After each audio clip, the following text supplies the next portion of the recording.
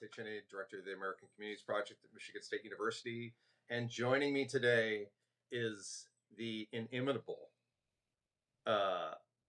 reporter, broadcaster, podcaster, a man who wears many hats, Ray Suarez. But more important for us at the American Communities Project, we're lucky enough to have Ray going out in the field for us and doing the reporting he does, which is what we're going to talk about today. A piece he did down at the U.S Mexico border. Fascinating piece. But before we begin, Ray, how are you? How's the world I'm treating good and really grateful for this invitation because, as I told you when I finished the piece, there's a lot of stuff you just can't get to in the bounds of a 3,000 word piece. Believe it or not, you? Yeah, and on this one there was a lot of overset, as we used to call it in the yeah, days when we actually set yeah, yeah, time. yeah. Those were the days. Apparently this is working and people can come through. Well, here we are. It's late May, almost June. Country's going through a lot right now, a lot of changes. I mean, we can all find our bright spots. The Detroit Tigers are in first place, which in late May for a Detroit Tigers fan is just a beautiful thing. Yeah, that's pretty late in the Big, going. it's big. But obviously, there's a lot more to talk about here. So, what I'd really like to do to have you start anyway is this is a terrific piece. Like you said, it's about 3,000 words long, and I reread it again this morning. Really wonderful, just in terms of atmosphere and like, look, the work we do, so much we do at the project is about how different kinds of places are very different from each other, and like your piece talking about the U.S Mexico border down in Texas and the three counties, three counties Two visited, counties, yeah. two counties visited. I looked, the whole thing is only about 65 miles or 70 miles between all the places you went. I looked, I was on a map poking through them, and they're radically different, but some ways the same. So just talk about like the culture, like what the experiences was when you went down there, what you saw, what you expected to see. Just kick off, like walk me through your trip down. The thing that it was important for me to absorb and understand, as a reporter, as a writer, as an American who's lived in the country almost all of my life, uh, I've lived in places where there are a lot of people from other places. That isn't this. This is a border culture, Hmm. which is just different Yep. from being in a place with a lot of people from somewhere else. Yeah. It's not like being in Queens, where there are tremendous numbers of people from East Asia, from South America, and they bring parts of themselves and their home culture to Queens, and Right. it's still very much New York. Yeah. It's just New York with mixed origin people. Yep. The difference is that once that the Rio Grande became an international border, a life grew up. And I've covered this before, but it's always good to get a reminder. When you go to places like Nogales or El Paso Juarez or even Tijuana, San Diego, which is huge in Right. comparison, Yep. when you go to these places, you're reminded that the existence of this border created a kind of liminal space on both sides of the border that's a little bit of the other place and a little bit of itself, Yep. and in a way not like either place. When you cross the border in the Rio Grande Valley and go to some of these near in Mexican cities, they're not like other places in Mexico Right. either. Right. I go Yep. to Mexico Yep. a lot, and when you go to Tijuana or Juarez or Nogales, or as I did this time, Nuevo Progreso, these are places that are so marked by being close to the United States Yeah. that they're not like the rest of Mexico. And similarly, these places are so marked by being close to Mexico that they're not like any other place in America. Right. McAllen and the rest of Hidalgo County and Starr County and their small cities are not like Des Moines and Oklahoma City and Myrtle Beach. They're of themselves because there's a border culture Yep. that can't be removed from the border. Yeah. And it's always good to relearn things you already knew. As Yeah, a and it's reporter, you do that all the time. But now that I've been doing this for so many years, you go through cycles where you learn it again and again. So that was fun. It was fun to cross the border and be in heavily Americanized Mexico, where the impact of what Americans want right. and what they're willing to pay for it is very much felt on the Mexican side and shapes the kind of commerce that goes on over there, just as Mexican needs and desires shape the kind of commerce that goes on the American side. Yeah, It's fascinating. And also, wherever I go, and when I've been writing for American communities as well, writing for you, I always listen very closely to local radio yeah, because local always. radio Yeah, is yeah, sort of yeah, a mirror yeah. of what's going on. And local radio in border world is reflects the kind of placelessness and rootedness at the same time Right, of a place like border world, where it was hard to find any programming in English right, on right. the radio in a place like this because most of the audience is fully bilingual, operates in both languages. When I was on the Texas side, when I would go into a store or a restaurant or anywhere, I would be greeted and seated in Spanish before there was any use of English at all. And if I never indicated that I wanted to use English, English would simply not be present in the conversation at all. And that's It, that's a kind of interesting thing as if well. if you tried to switch to English, would there be an accommodation, or like the way you talk about kind of a different kind of English that's like a border English, so to speak? Um, if you switch to English, they're very happy to switch to Right, English right, because right. some of their clientele Is English? is Yeah, not speak the English. bilingual, and so they just switch to English. Yeah, it's fascinating the stuff you're talking about because the work we do, even with these different kinds of community types, and like I've been to a lot of Hispanic centers, like which is a type, which is the counties you went to, but the counties you went to really, really like were heavily Hispanic. Like Much these more than the other Hispanic centers in the huge, American Communities Project typification. The average American county that becomes a Hispanic center in your matrix yep, is 57% Hispanic. right, Star and Hidalgo are north of 90%. yeah, So it's really like being in a Mexican world in America. And for people who have indicated during this fraught era in our politics that that kind of thing bothers them, I guess my advice to you would be not to go to Star and Hidalgo County because you won't have a you won't have a good time. You right, won't exactly. enjoy yourself there. Exactly. It's not a place where you're going to yell, speak English. We speak English in this country. There's the kind of place where you're going to say, well, this is this country. We don't speak English here. So I Exactly. don't know what to tell you. Yeah, I mean, the thing that it's again, Hispanic centers are a unique kind of place. The places you went, these border communities, radically different for the reasons you say. Overwhelmingly Hispanic, almost purely Hispanic, 90 plus percent. But then the other thing is the fact that the economy just functions so differently in these places. That's one reason why we want to go there. We want you to go there was because look, a lot's been happening to disrupt trade with tariffs and how things are, how it's impacting the country. How it's impacting the country is one thing, but how it's impacting these places in particular, where really they live and die by stuff going across the border. And like going across the border for commerce is how business is done. I thought your piece did a really nice job of kind of laying out just, I don't know, how that really works.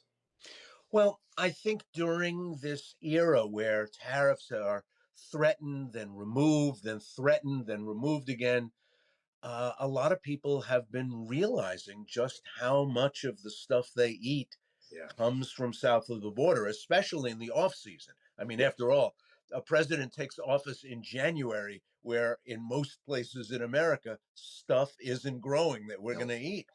And we have over time, certainly in the era of NAFTA, evolved a table that includes fruits and vegetables that are sourced from all over the place, from Chile, from Peru, from Central America and Mexico. And this is one of the great transshipment points for fruits and vegetables that are coming north to be broken down, have these shipments broken down, and then distributed to the American table across the country. And they are holding their breath, Yeah, right. waiting to see Yeah, what this is all going to mean because it's not clear yet. The sort of ad hoc day in, day out, yeah, there are going to be tariffs, now there are not going to be tariffs yep, stuff makes it impossible to do the kind of capital planning that businesses normally do 3 and 5 years out. Forget that. I mean, yeah. these people can't even make plans that involve 90 days from now. Yeah, and in some ways, it's like reading your piece. And obviously, so I used to do some reporting many, many, many years ago around NAFTA, and understood how the economy was kind of the trade flowed back and forth across the border. But your piece really makes clear that, like, we talk about winners and losers in international trade. Now, there's a whole bunch of things going on with manufacturing. I think we have a post about that on the site. Like, I think we're misreading a lot of what's happening with manufacturing in the United States, and bringing everything back isn't going to be easy. But the one thing that's really clear when you start reading your piece, and you look at the data is these are the places that won with NAFTA, right? And the USMCA, like, these are places you have a line in your piece, or this places where pre-NAFTA unemployment rates of 20%. I mean, because these were rural communities, right? Not a Mhm. lot really going on there. This stuff passed through, right? And that changed. So, like, I mean, when you talk to people down there, is this like, are they're concerned, like, we don't know what things are 6 months from now? We feel like the economy down here, like, there's a city manager who's very proud of the prosperous nature of his border community. Again, there are others that are just 50 miles up the road. It's a very different story. But, like, he's done, like, look how well things are going here. Is there panic? I mean, I don't know, panic, but I mean, is there just like, Well, look, there's 6 months there's from now this could all worry. go away? I think the worry is a more apt term than panic. Yeah. They are worried on multiple levels. They're worried about what the tariffs will mean to the way cross border commerce is handled, Yep. because in the 3 decades of NAFTA and USMCA, they've evolved an economy that takes advantage of the rules Yeah. that exist between the United States and Mexico. That's what Right. everybody does. They Exactly. take Yeah. it. They say, okay, here are the rules. How can we do the best? How do we optimize under this This set of rules? It's So, capitalism, baby, right? right, they're worried about what the tariffs will mean. They're also worried about what heavy enforcement will mean Right. in human terms. Yeah, yeah, yeah. Because, as I note in the piece, there's a not small population that comes across the border every day. Hundreds of kids who go to public schools in Texas who are United States citizens, whose parents have the right to live in the United States, but for affordability reasons live just over the line. That's fascinating. And thousands of workers Yeah. who cross the border every day, who have decided to live in Mexico because it's cheaper, Yeah. but have legit jobs and have the ability to legally work in the United States. And if you make that kind of crossing sticky, not necessarily, arresting people or confining them in any way, but if you just make it harder to do, Right. that ends up having an impact on thousands of lives. And there are big American retailers on the US side of the border who depend on cross border commerce because Mexican families are heading north to buy certain things that are more advantageous to buy in the United States. And if you orient your business, I mean, I was at a Walmart literally a stone's throw from the Rio Grande, from the backyard of that Walmart. You could literally throw a stone Right. into the river. They're there for very particular reasons. They're Yeah, yeah. not 40 miles inland. They're not Yeah. 50 miles inland. They're there so you can drive across from the neighboring Mexican state, Tamaulipas, and park in the huge Walmart parking lot and go buy back to school clothing and sneakers That's and true. athletic wear and bicycles and all that stuff. much of which from China, right? Which is much like, of which is from China. it's like, Exactly. I mean, it is like, it's truly fascinating. Is there? I mean, you have a point there where you talk about, because it's something I think about a lot because I look at population trends. Just the idea that, like, look, the country, that talk about the human costs and the human impacts of this, but like, look, the country actually, if you look in the long term, you can like or dislike immigration, but in terms of population growth and replenishing the workforce and things like that, we actually need immigration. It's the country. I mean, that people may be angry. I don't know. I don't know. I don't care. It's just the data. That's what the data tell you. Because we're not. We just don't reproduce. The population that's here gets wealthy. Wealthier countries don't reproduce the same way, especially when they get to certain levels of income and wealth. So, immigrants basically help, first of all, raise the birth rate, and provide workers that we're going to need. I mean, It's funny, is they do that temporarily right until until they they Americanize, and right then they start exactly. having as few children as American families do. Absolutely, because that's the real, like, the real story when you look at this is like, immigrants come here and they're first generation, second generation, but the third generation, particularly, they're pretty Americanized at that point. Whatever, however you want to define that. Now the border areas might be a little different. In fact, that's one thing I want to ask you. Like, They still have a pretty good rate of growth, yeah, a natural rate of growth that is right, not that doesn't come from migration, but yep, is coming from the maternity wards of the hospitals in yep, those counties. They're still having more kids than the average American in those families, but not many more. right, Uh, right, so the county judge in Hidalgo County was talking about that as an attribute, as an amenity, as an attraction for right, inward investment, that there are still young people filling the classes in the elementary schools, and even now, not leaving to go to school, but to go to the Rio Grande Valley arm of the University of Texas, yep. University of Texas Rio Grande Valley, which is has become a really really big university. That's fascinating. I mean, that's like, and that obviously these are fairly rural communities, and rural communities, I'll tell you right now, I've done many stories on this in the United States, are just shrinking, and the best and the brightest leave and they don't return. I mean, that's a story much of And that America. was Here, something that a couple of the people I spoke to, they're aware of it. And they were very upfront about the need to grow the kind of stratified, dense, complex economy that creates jobs that 4 year degree holders would want.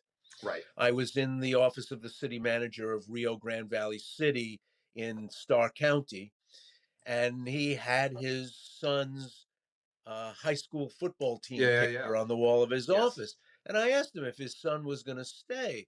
Would he stay in Starr County?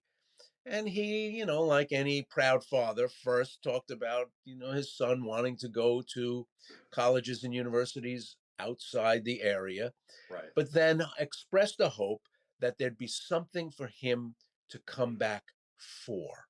That there he hoped and he predicted that there would be more jobs for a college educated person to want to come back for. right. That's the hope, right? Ultimately, in the long run, to make, because the community can only be what it is for so long. I mean, there's a point you have at the end of the piece about, like, you need people. You don't just need college graduates for all sorts of reasons, but for the place to really develop and to become more than what it is, it's has to become more, I guess, metropolitan is one way of maybe thinking about it, because the things that really make big cities and kind of big, dense urban suburban places what they are is you have everything, right? You do have a lot of 4 year degrees, but still a lot without, and it creates the economic situation is first of all just much more complicated and nuanced, but also, I mean, in some ways, I think more resilient because you've got all sorts of different kinds of jobs and different kinds of people there. So different employers can come in and they have a workforce. That's something of a challenge to these communities down by the border. And this stuff is symbiotic. Right. The number of adult 4 year degree holders in those two counties is well below the national average, Absolutely. which is now about 35%. Yep. And you have to ask yourself the chicken and egg questions. How much of that has to do with the fact that there are fewer jobs for 4-year degree holders, and how much of it has to do with the fact that if you've got a 4-year degree, you don't want to stick around. Yeah, I mean, so I did a story a couple of years ago for the Journal in like rural Iowa, and I interviewed and I sat around a table with like a bunch of honors kids that honor students, and said, "Where are you going for school?"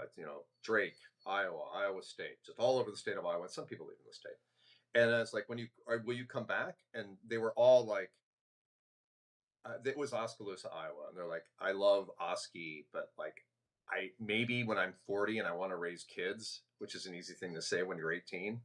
Um, but like, they didn't see a path. They didn't see a path for them to come back to there, which I thought was fascinating. I wonder a lot of the stuff we do with what's going on in Washington right now, which is where I spend way too much time. You know, there's a question of how much people are focused intently on everything the Trump administration is doing here, and like, how can people not be responding to this? And one of the reasons we wanted you to go where you went in particular was the answer, because I've talked to a lot of voters out there, is they're not paying attention the same way. I mean, in DC, people pay attention to everything. It's a company town, but outside of DC, it's very different. But I thought down there, you might, because they're so directly impacted in so many ways by what's happening, maybe it would be different. I mean, do you hear people talking politics down there? I mean, obviously Trump's name comes up Only with only everybody. obliquely. Really? Like I was in a diner, and they had a radio on in Mhm. the diner, and in the midst of this bilingual programming, out comes a PSA with Kristi Noem doing the voiceover, the Secretary of Homeland Security, uh, basically threatening people. It was a really ominous kind of tone, like you will be caught and you will be sent home. And uh, I turned to my right and another diner at the counter. I said, "What do you think of that?" And she said, "Well, it would be good for people to go home, but you don't have to be mean about it," which I thought was was a very revealing answer from my diner counter sudden partner. A moment of clarity that comes. She, in general, her attitude was, yeah, people should follow the law, Right.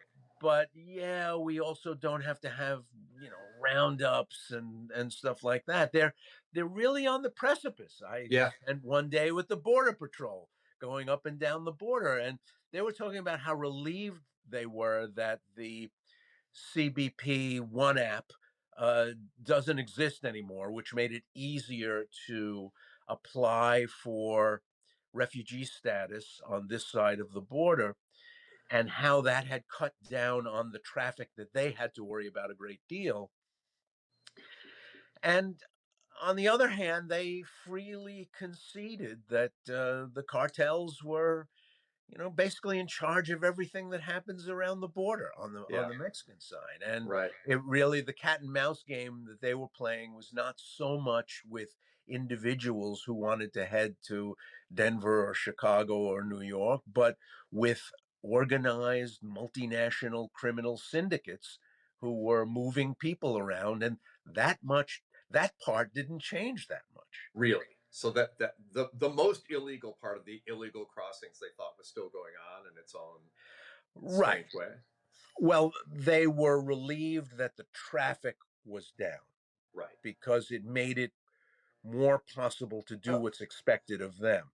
And that's really, fair. traffic was down. Right. The number of people crossing on foot was way down. And the number of people crossing in vehicles was reduced, though not so little that in all the crossings I visited, you didn't see a heavy number of people coming across. But Right. they come across They're more for regularly, more right, for credentialed, shopping. right? Yeah.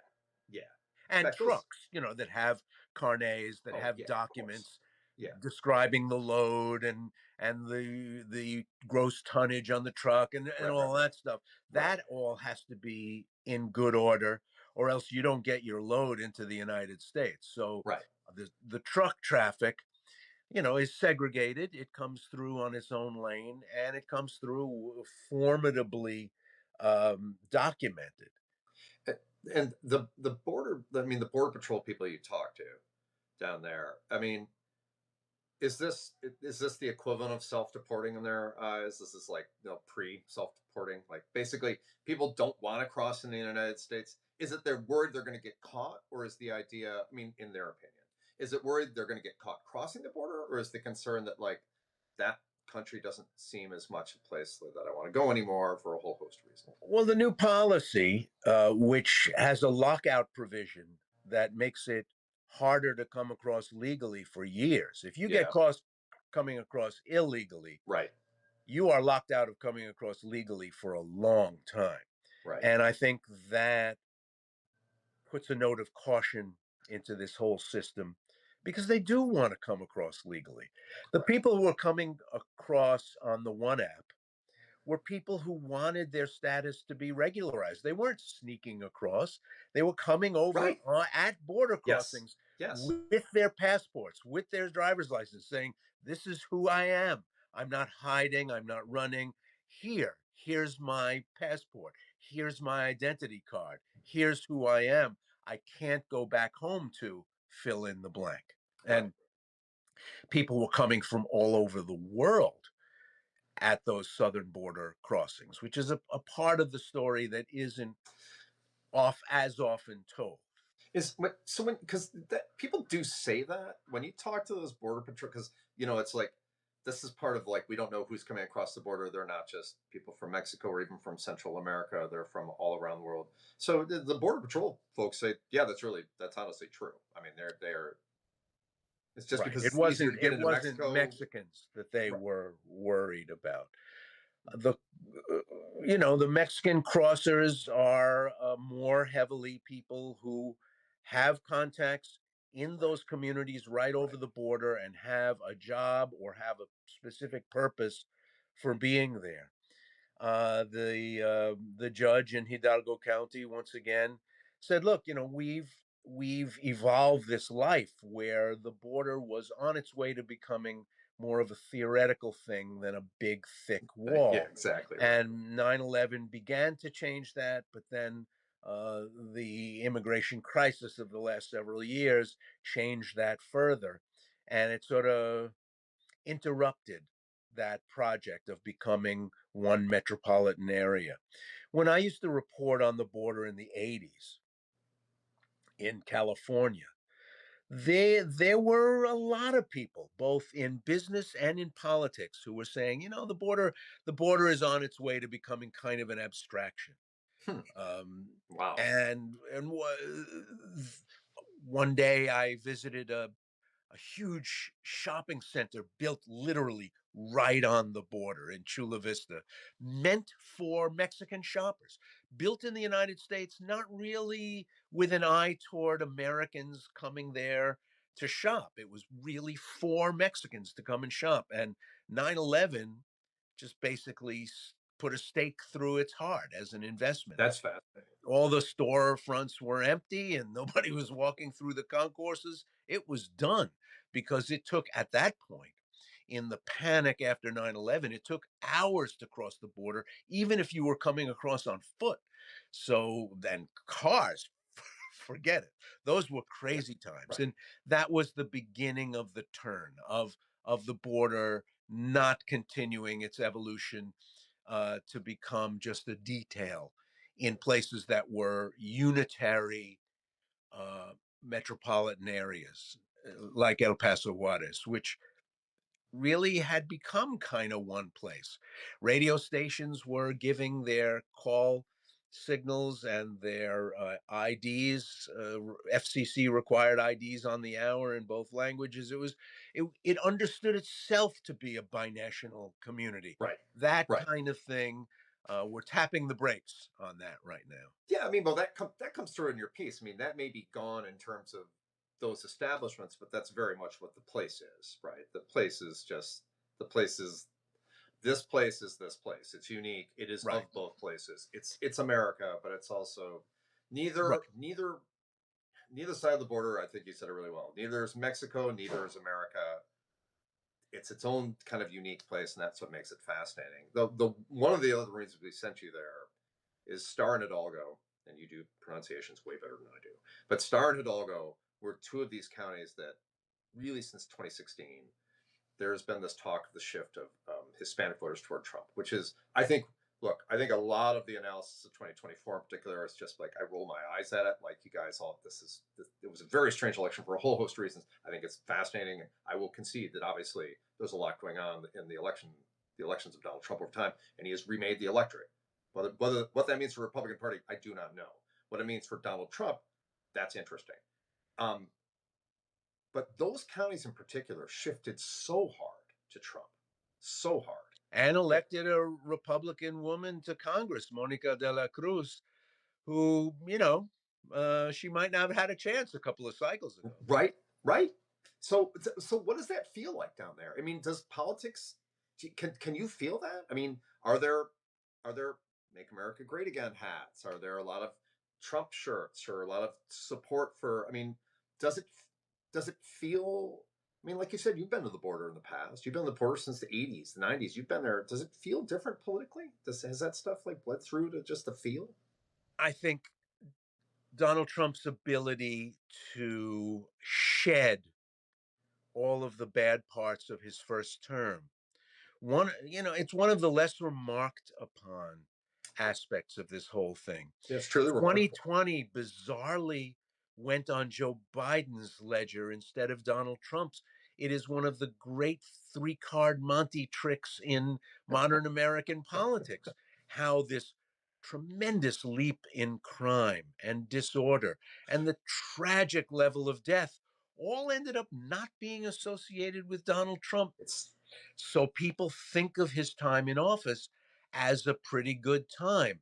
And after the really tough, I mean, we're talking about communities with one half to one third the household income yeah, of the yeah, median yep, American household. So inflation hit them like a sledgehammer. yeah. And we're also talking about one of the more uniquely car dependent places in America.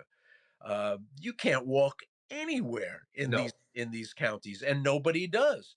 Well, gas prices going higher, not really occasioned by by Joe Biden particularly, but gas prices going higher meant that their standard of living suffered directly yeah. because of what was going on in the wider economy, and they associated that time with the Democrats and associated better times with the Republicans and were more willing to give a Republican a chance. I do think that like 2020, the beginning of COVID just went into the COVID mind hole, and just like nobody wants to think about it. And it somehow did become more of a Biden, theoretically, Biden won because of COVID. He was there to kind of oversee the aftermath of COVID. And I think, you know, put it this way, COVID was a much bigger part of well, COVID was part of the entirety of Joe Biden's presidency, which many people don't maybe fully grasp, where it was the last year of Donald Trump's presidency. So people remembering 17, 18, 19, and then blocking out 20 like it didn't happen. This is something that voters do. Um, but that Republican vibe is, I mean, is it? I mean, there's no way of knowing how permanent any of this stuff is. I hate the analyses I see about like how every election is like there was this election and now it means this going Right. forward. It's just like look, elections are like polls. Any pollster will tell you a poll is a measurement of a moment in time, which is always true. But somehow we feel that elections are more than that. That like, but that's not a measurement of Well, they have such long tail they effects do. They that we do. tend to think of them as something that comes out of some long term trend, and it's Yeah. not. And certainly, uh, Donald Trump recreating the Republican Party and his image and Yeah. attracting more low propensity voters Yep. may end up having a really bad effect for the Republicans in the midterms. Low propensity voters tend not to vote in midterm elections. And if you build your national victory around low propensity voters, we'll wait and see what happens next year. Well, and especially the voters you get down along the border there, it's they're low income. They so they have none of the markers like what makes somebody more likely to vote, right? In the data, like first of all, college educated, higher income, older, right? those three markers tend to be a pretty good sign of whether somebody's going to be a regular voter. You don't And have a these lot of counties are not only lower income, but they're also lower median age as yeah, well, yes, young, significantly. yeah, and so politics for them is not. I mean, that there's a shift to Donald Trump, and it really has been over three elections because Hillary narrowly won some of these places. Biden won some, lost some, and then like Trump won all of this along the border. It's fascinating in 2024. But what you're saying is but you don't feel like these are not people down there who are picking up the paper and like, what's Mike Johnson doing today? I Oh, certainly yeah. hope. Not into politics in that way at Right, all. right. And what that means, And really, I think if you asked people what was in the big beautiful bill, for instance, that's they might not be able to tell you. I don't think Uh, most Americans could tell you that. I think a lot of people in Washington couldn't tell you that, frankly, but that's just the way things are. The one thing I was going to ask you is, you have this. The piece is really beautiful because you're writing. The thing that really comes through is a lot of information and data, which obviously I love, but like the way you capture the culture and what it feels like in this place. I mean, is there any concern, or do people feel down there that like this unique culture that's arisen in this place because of where it sits and like the traffic back and forth, do people feel that like, this could all, I mean, maybe they're always going to be more concerned about whether Walmart's going to stay open, and people are always concerned about economics, but is there any concern that like, this place is built out of this very different idea of how this border was going to work that's gone now? I don't know what this place is going to look like in 6 years. I mean, do you catch any of that down there, or is that? that sense of we're holding our breath to see what happens Yeah. is also concerned with that idea that you might be messing with something that is unique, that is Right. unlike other places in the United States. That if the border were to become less permeable, Right. if cross border traffic in both directions was to become more difficult, communities on both sides of that border would suffer, Yes. including ones on the Mexican side that are now oriented toward a steady flow of what several people called winter Texans. Yep. And these are people from all over the rest of the country who head down there, mostly elderly, heavily retired, who head down there just to wait till the snow's over, Yep. and they walk across the border to near in communities to get their prescriptions filled.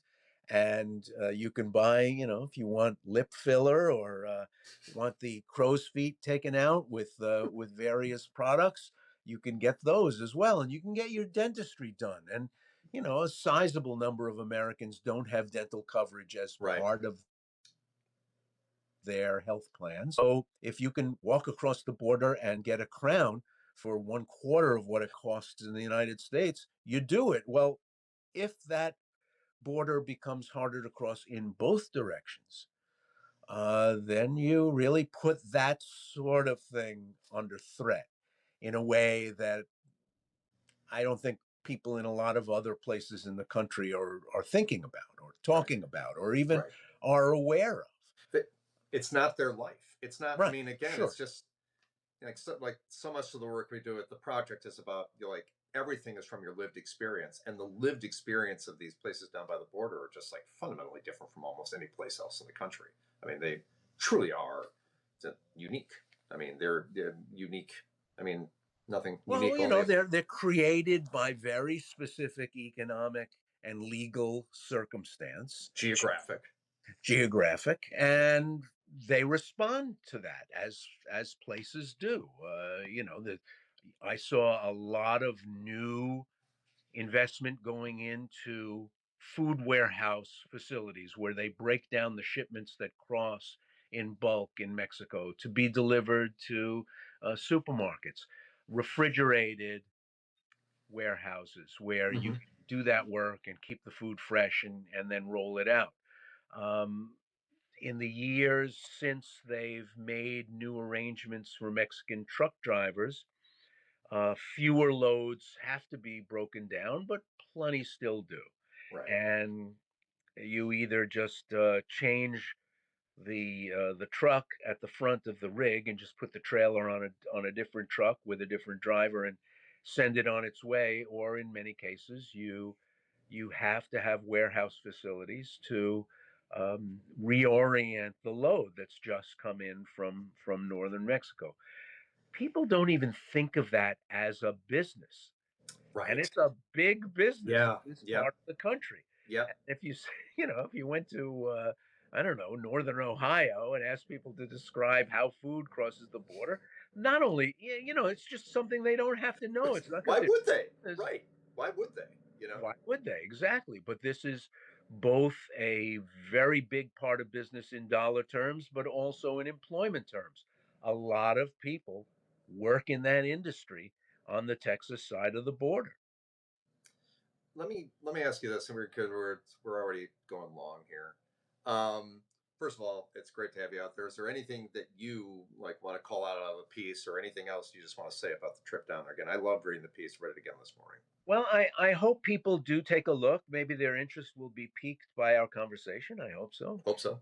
I would want people to think about the economic order that we were evolving in this country until just a couple of minutes ago. USMCA was really just largely a reiteration of NAFTA. Yeah. It was largely a further codification of long term economic relationships, North and South. Yeah. North America was really on its way to becoming an economic zone in many of the same ways as the EU. Right. Exactly. Yeah. And what the new Trump administration has done is really speculated about an autarkic America, an America that can go it alone and choose on an ad hoc basis what it wants and what it doesn't want from the rest of the world. Yeah. And when it comes right down to cases, that's not going to be true.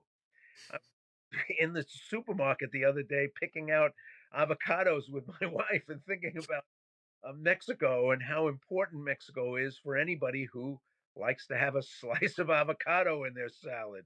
Uh, Yes. Guacamole has become one of the most important, popular It's dishes. it is the most American. It is the most American food for the most American thing in America. Football. Right. Right.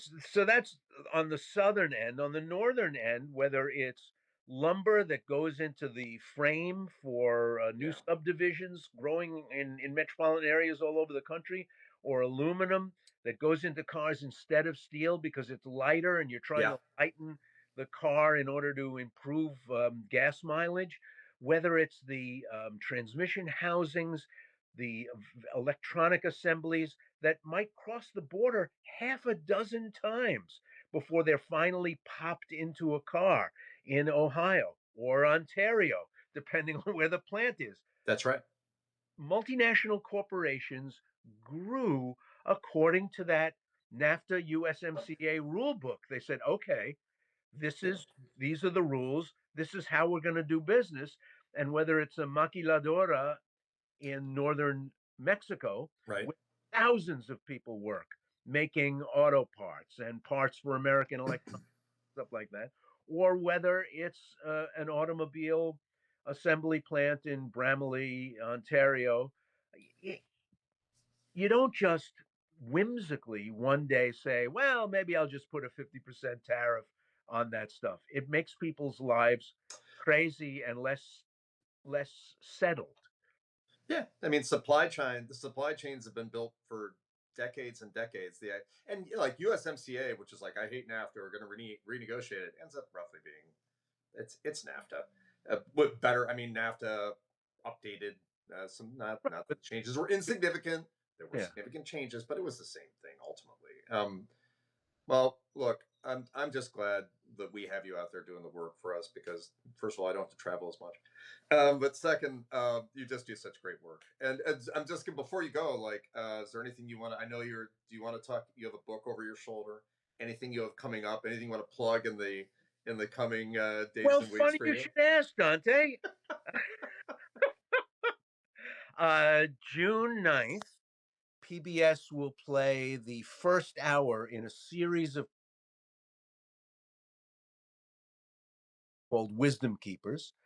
And the elevator pitch is, I guess, we've come out of the last several years between the pandemic and political division, very snarly, very divided, Yeah. very much arguing and mistrustful of each other.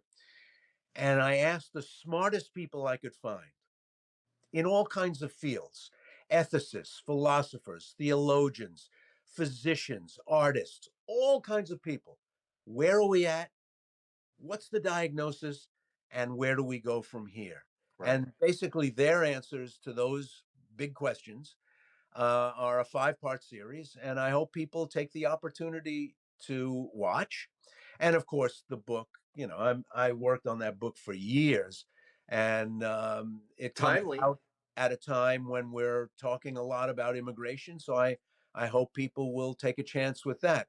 If you're not the kind of person who reads a 300-page book about immigrant stories in the United States, you can get the audio book, and I'll talk to you for 11 hours and 3 minutes.